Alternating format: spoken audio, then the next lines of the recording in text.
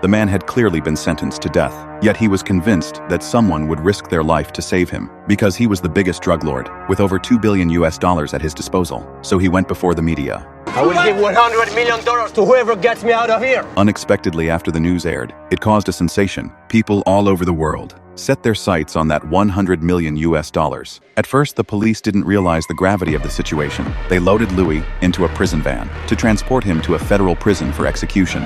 But halfway there, a police car in the escort convoy suddenly blocked the prisoner transport van. Immediately, a police officer stepped out. Before the driver could even react, he was shot dead in an instant. The man then produced a set of keys and unlocked Louis's handcuffs. Just as he thought the $100 million was his, a police car rammed into them. To cover the man, his accomplice immediately opened fire on the police car, but was cut down by a hail of bullets from the SWAT team. In the end, he was unable to escape the police cordon. Although Louis was recaptured, the $100 million bounty continued to generate buzz, and many were still itching to act. It wasn't until then that the police truly witnessed the power of money. To prevent anyone else from rescuing Louis, they switched to air transport. But even so, their operation was discovered by the hitman. No sooner had they taken off than the hitman fired an armor-piercing round at the helicopter. Just as the pilot was frozen in shock, the helicopter lost control. It eventually crashed to the ground. In response, the police mobilized the entire city's force. Under the cover of helicopters, they escorted Louis in an armored convoy. But as soon as they set off, an old man blocked their path. Seeing this, the police ordered the old man to step aside.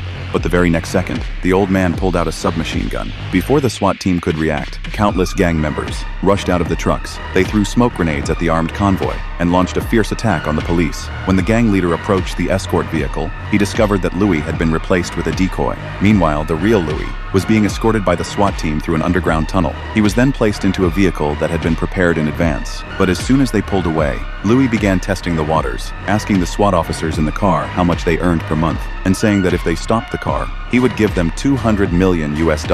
Upon hearing this, the SWAT officer sitting next to him immediately beat Louis senseless. But just then, the teammate behind the wheel pulled over and pointed his gun at his comrades. At that moment, a retired veteran suddenly arrived on the scene. They subdued the driver and immediately took Louis to the subway station. It turned out that their comrade had already subdued the subway driver. By the time the SWAT team arrived, Louis had long since boarded the subway and escaped to the ends of the earth.